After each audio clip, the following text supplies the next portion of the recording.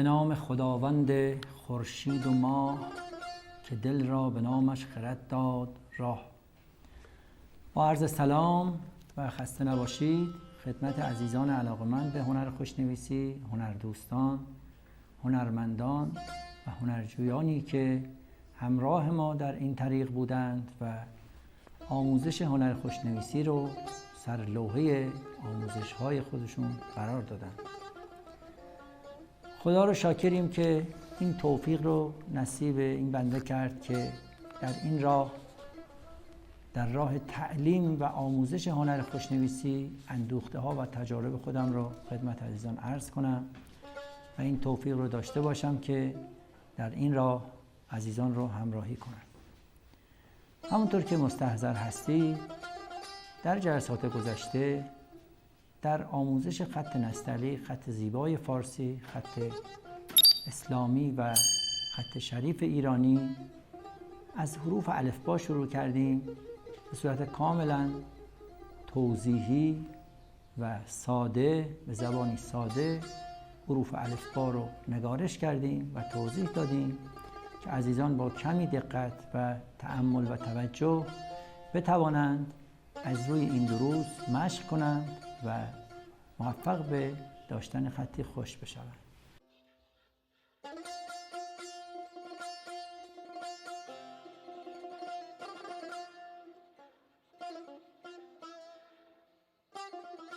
در ادامه این توفیق بود که اتصالات دو حرفی رو در اشکال مختلف، در اتصالات حرف با به حروف مختلف و حروف دیگه خدمت عزیزان داشته باشیم. در آخر به آخرین حرفی رسیدیم که اتصالات دو حرفی رو داره و حرف ها هست که این جلسه به یاری خداوند ادامه این حروف رو برای عزیزان می نویسیم و توفیق مشق رو انشاءالله از خداوند برای شما آرزو داریم. نکاتی که قبلا هم تذکر دادم باز متذکر میشم که در سایه دقت و توجه در هنگام نگارش و نگاه دقیق و موشکافانه به حرکات نوک قلمی که نویسنده می نویسه، شما می توانید ظرافت و دقایق و رموزی رو که در هنر خوشنویسی هست رو دریافت کنید و کشف کنید و بعدها با نگاه کردن‌های متمادی و تمرین و ممارست موفق به نوشتن به زیبایی و سهولت بشید.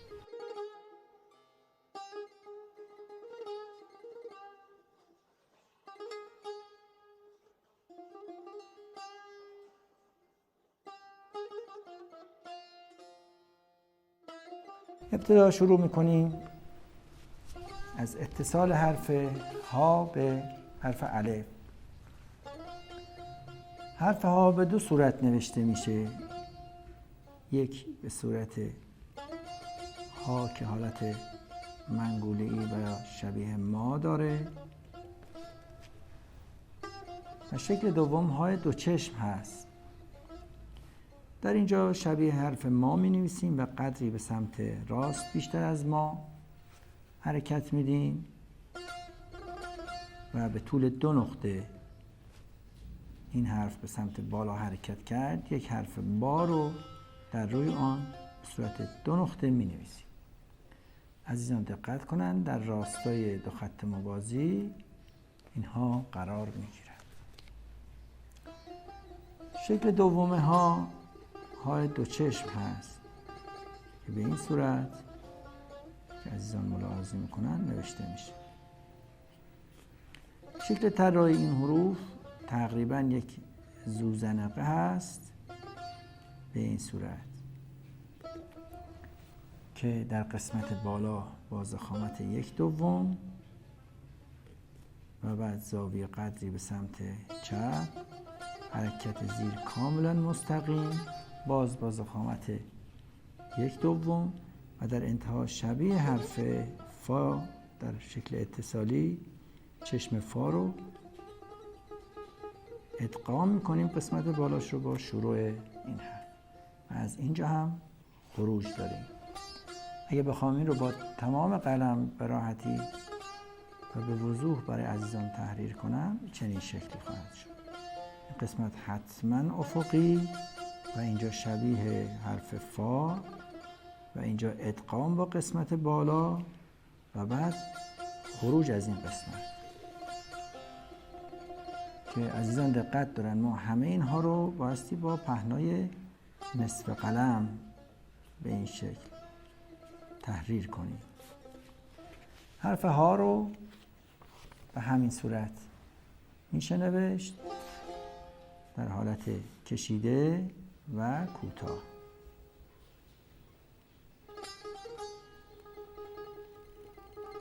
همطور که ملاحظه می‌فرمایید شکل کشیده به این صورت متصل میشه و همین رو هم به صورت کوتاه اساتید بزرگ در نگارشاتشون نوشتن. البته این سلیقه است و دوستان خودشون میدونن تشخیص بدن، ولی ها به این صورت به صورت کوتاه شاید زیباتر و آسان‌تر باشه برای عزیزان تا به صورت دو چشم و به این صورت که میبینیم. اتصال بعدی حرف ها به حرف با هست که باز به دو صورت بنده تحریر میکنم عزیزان ببینن. این شکل ساده تر و ابتدایی ترشه، شاید هم زیباتر.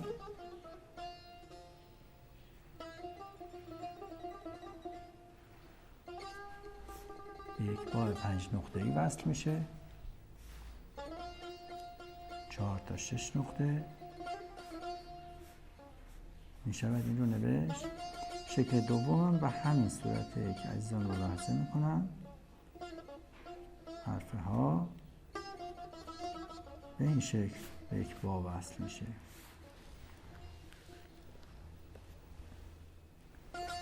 حرف بعدی اتصال حرف ها به جیم و یا ه و خا هست. قسمت اول به این صورت، قسمت دوم شکل یک جیم مفرد. حتما این قسمت بایستی در امتداد این نوشته بشه. یک بار دیگه تحریر میکنم. قسمت اول، قسمت دوم و حرف جیم که در زیر نوشته میشه. عزیزان دقت کنن این قسمتی که بالا رفته و دندونه شده حالت چتریه و روی قسمت زیرین که سر ها هست. از اینجا عزیزان میتوانم قسمت زیرین حرف رو به راحتی و با چرخش حرکت نیم بیضی به سمت پایین و راست همین راحتی و روانی بنویسم و نقطه دقیقاً در وسط این حرف. خب همین حرف رو که عزیزان ملاحظه کردن به صورت های دو چشم هم می شود نوشت.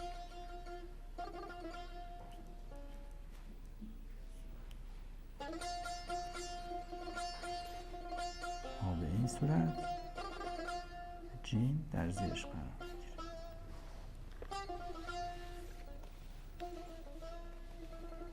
حرف بعدی اتصال های آخر به دال هست که شبیه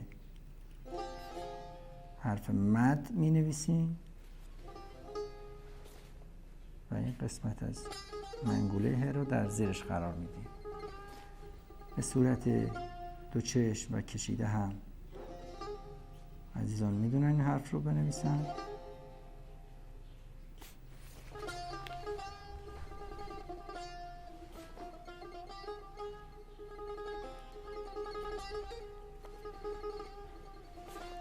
قلم در اینجا قرار میگیره و این کشیده به این صورت نوشته میشه. البته های اول رو که اینجا خدمت عزیزان نوشتیم و هم می شود به صورت کشیده نوشت. خیلی زیبا و مقبول واقع نمیشه. بهتر اینه که از های دو چشم برای کشیده ها استفاده بشه. ملاحظه بفرمایید به این صورت هم این حرف نوشته میشه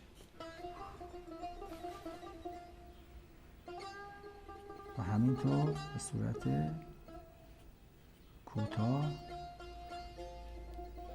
بدون کشیده. دقت بفرمایید به این صورت. یک بار دیگه این حرف رو بازنویسی میکنم عزیزان ببینم.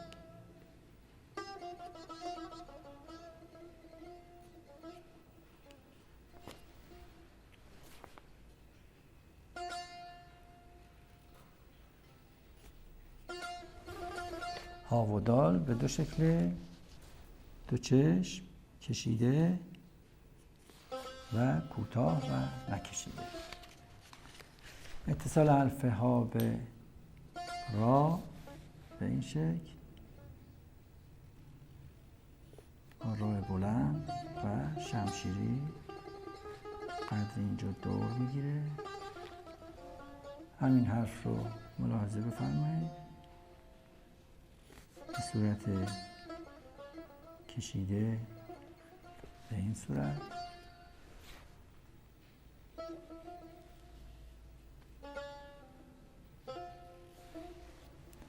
و همینطور به صورت کشیده با های دو چشم که های پنجی شکل هم گفتن شبیه پنج نوشته میشه. قلم اینجا قرار میگیره و کشیده و همین فرم که ملاحظه میکنه انجام میشه.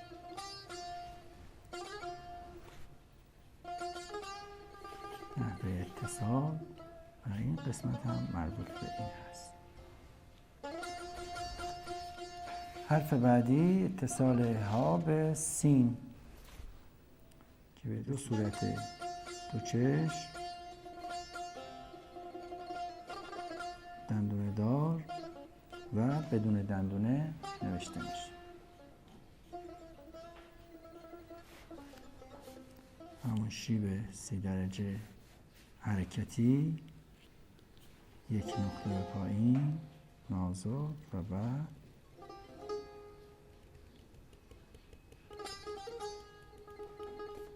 چرخش نیم بیضی مایل. داخل این حرف هم عرض 3 نقطه رو به خودش میگیره.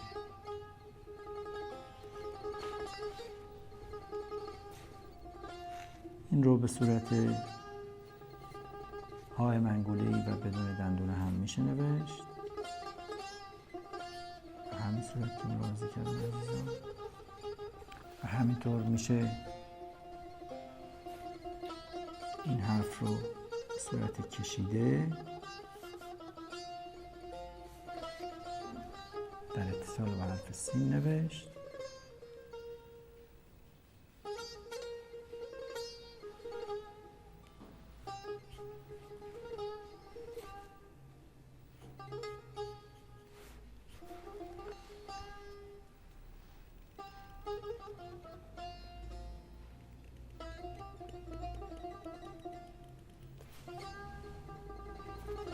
و یا به صورت های پنجی و یا دو چشم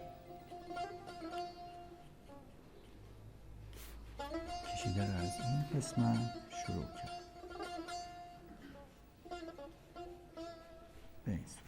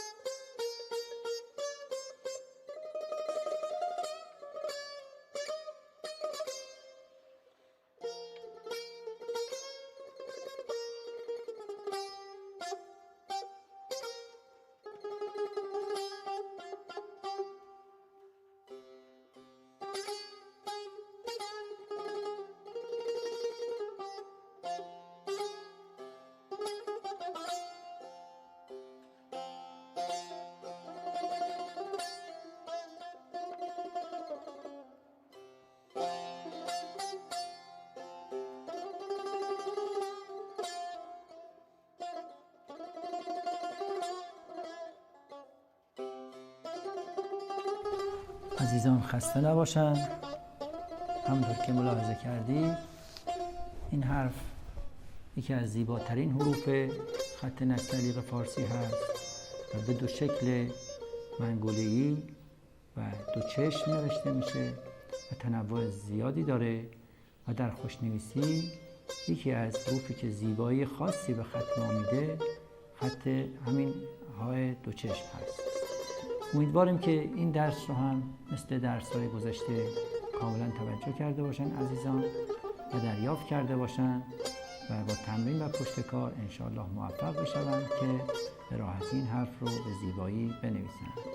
تا برنامه دیگر و جلسه دیگه همه شما رو به خداوند متعال می‌سپارم. خدا نگهدار.